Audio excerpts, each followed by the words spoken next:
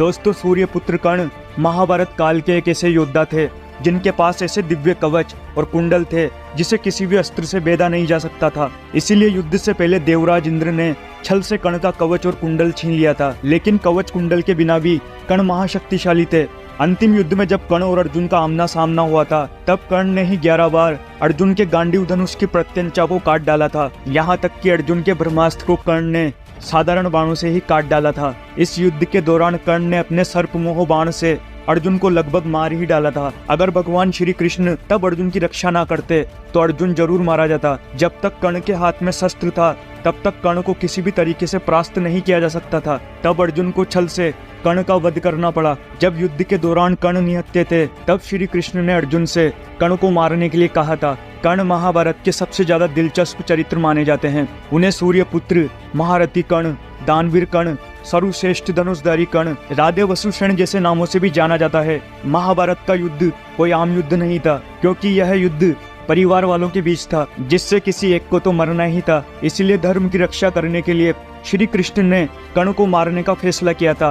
कर्ण को सबसे शक्तिशाली व्यक्ति माना जाता है जो अर्जुन को मार सकता था। इसीलिए कर्ण को किसी भी तरह मारना जरूरी था। कर्ण के मौत के बाद आगे चलकर पांडवों की महाभारत में जीत हुई थी, लेकिन जो अधर्म के रास्ते पर चलेगा उसका सर्वनाश निश्चित है। कर्ण गलत नहीं था, सिर्फ उन्होंने गलत लोगों का साथ दिया था। यही वजह है कि उनकी मौत के बाद भी दुनिया भर में उनको सम्मान के साथ याद किया जाता है। कर्ण के इस पराक्रम की तारीफ श्री कृष्ण भी करते थे। कर्ण ने भले ही परशुराम जी से झूठ बोलकर शिक्षा ली थी, लेकिन उन्हें परशुराम जी का सबसे प्रिय शिष्य माना जाता है। स्वयं अंगराज कर्ण लाखों अक्षौणीय सेना के बराबर थे, जिन्होंने इंद्रदेव को अपने मात्र 3 बाणों से भयभीत कर दिया था। जिनके सम्मान से बड़ी उनकी दानवीरता थी, जिनसे समाज ने बालपन में ही घृणा करी। तब दुर्योधन ने उनके अस्त्रों का और उनके जीवन का सम्मान किया, जिस कारण कर्ण ने उनका त्याग नहीं किया और मृत्यु को हंसते हंसते स्वीकार किया। कर्ण में ही नहीं बल्कि उनके बाणों में भी इतनी शक्ति थी कि वो बजरंगबली के होते हुए भी अर्जुन के रथ को 3 उंगल पीछे खिसकाया करते थे। वो भी सिर्फ एक बार नहीं बल्कि असंख्य बार उन्होंने ऐसा किया था। अर्जुन का रथ, जिसकी ध्वजा पर स्वयं बजरंगबली विराजमान थे और जिनके साथ ही स्वयं भगवान श्री कृष्ण थे। सिर्फ यही नहीं, जिस जरासंध को मारने के लिए भीम को इतना समय लग रहा था, जिसे भीम ने खुद भगवान श्री कृष्ण की सहायता से मारा था, वो आसानी से कर्ण के हाथों मारा जाता। कर्ण ने कई बार जरासंध को परास्त भी किया था। कर्ण एक ऐसा योद्धा था जिसके बिना किसी आवश्यकता के जरासंध को परास्त करना उसके लिए बहुत ही मामूली सी बात थी। उन्हें मालूम था कि जरासंध की मृत्यु कैसे होगी, परंतु कर्ण ने मित्रता के कारण जरासंध को जीवित छोड़ दिया। कर्ण की तारीफ खुद भगवान श्री कृष्ण भी करते थे। वो जानते थे कि कर्ण बेहद ही शक्तिशाली हैं। उन्हें केवल और केवल छल की सहायता से ही मारा जा सकता है। कर्ण सूर्य देव के आशीर्वाद स्वरूप मिले कवच और कुंडल के साथ जन्मे थे, जिसे छल का सहारा लेकर खुद देवराज इंद्र ने निकलवा लिया। अगर युद्ध के समय वो कर्ण के साथ होते तो शायद कर्ण को हरा पाना किसी के भी बस की बात नहीं थी।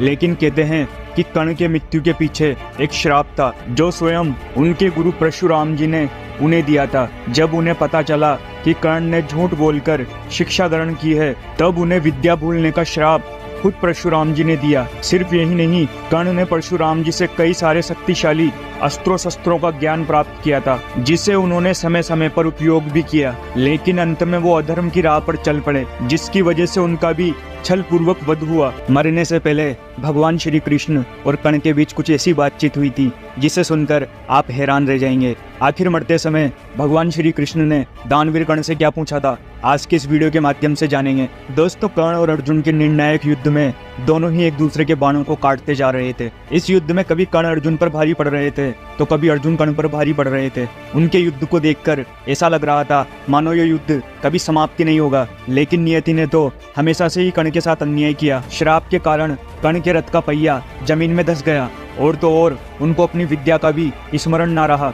यही वह समय था जिसका लाभ उठाकर अर्जुन ने अपने अंजलिक बाण से कर्ण का वध कर दिया। कर्ण को ऐसी हालत में देख भगवान श्री कृष्ण को बेहद कष्ट हुआ, क्योंकि कर्ण भले ही अधर्म के पक्ष से युद्ध लड़े थे, लेकिन वे सदा ही धर्म के मार्ग पर चले थे। लेकिन वहीं कर्ण के धराशायी हो जाने से अर्जुन बहुत खुश हो गए थे, क्योंकि कर्ण की मृत्यु से दुर्योधन की हार निश्चित हो गई थी। कर्ण जब अपने जीवन की अंतिम सांसें ले रहे थे, तब अर्जुन कर्ण का अपमान करते हुए भगवान श्री कृष्ण से कहते हैं, देखिए माधव, जिस कर्ण के युद्ध कौशल का आप हमेशा गुणगान करते थे वो आज मेरे बाणों के सामने टिक नहीं सका। देखिए वो कैसे मेरे बाणों से घायल होकर मृत्यु के द्वार तक पहुंच चुका है।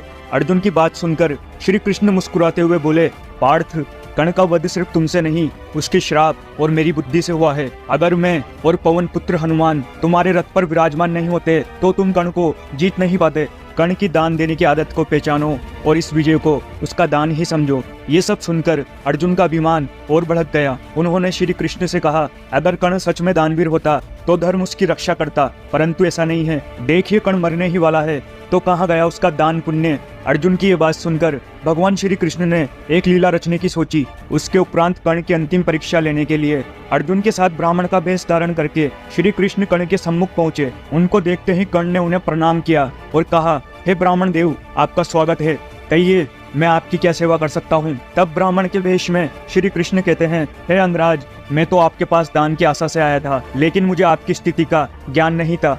चलिए कोई बात नहीं, मैं खाली हाथ ही लौट जाता हूँ। दोस्तों, कर्ण अपने द्वार से किसी को भी कभी खाली हाथ नहीं लौटने देते थे। अपने अंतिम समय में भी कर्ण दान देने से पीछे नहीं हटे। उन्होंने पास पड़े एक पत्थर से अपने सोने के दांत पर प्रहार किया और उसे तोड़कर ब्राह्मण को दान देते हुए कहा, हे ब्राह्मण देव, अब मेरे पास दान देने के लिए बस इतना ही है, आप इसे स्वीकार करें। महादानी कर्ण के दानशीलता को देख अर्जुन की आंखें नम हो गई। इसके उपरांत भगवान कृष्ण ने कर्ण की और परीक्षा लेने के लिए कहा कि हे कर्ण, आपका यह स्वर्ण दांत खून से लथपथ और अशुद्ध है और एक ब्राह्मण को ऐसा स्वर्ण दान करना उसका अपमान है। मैं इसे स्वीकार नहीं कर सकता। ऐसे में बुरी तरह घायल कर्ण हिलते डोलते किसी तरह पास पड़े अपने धनुष को उठाकर वरुणास्त्र चलाते हैं। उससे जल की वर्षा होने लगती है, जिससे कर्ण अपने दांतों को धोकर पूरी तरह शुद्ध करके उसे ब्राह्मण को दान दे देते हैं। कर्ण की इस दानवीरता को देख श्री कृष्ण और अर्जुन हैरान रह गए। इसके बाद श्री कृष्ण और अर्जुन ब्राह्मण का रूप छोड़कर अपने रूप में आ गए। भगवान श्री कृष्ण ने कर्ण से कहा, महादानी कर्ण, मुझे इस बात में कोई संदेह नहीं था कि तुम किसी को भी खाली हाथ नहीं जाने दोगे। तुम्हारे जैसा दानी ना आज तक हुआ है, ना तो आगे कभी होगा।